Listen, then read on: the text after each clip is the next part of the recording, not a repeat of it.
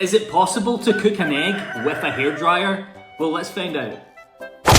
Let's crack it open. I suck at cracking eggs. Don't break the yolk. Yolk, don't break, don't break. Yes! Okay, we're gonna start on a low heat first. Here we go.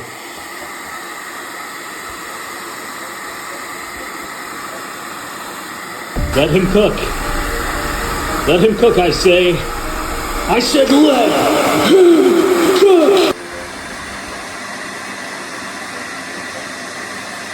Let's turn up the heat.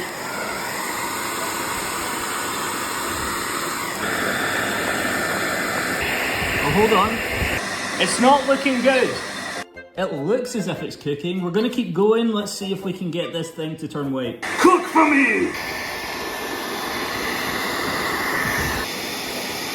You guys, it's starting to turn white. There's little bits flying off of it. What the?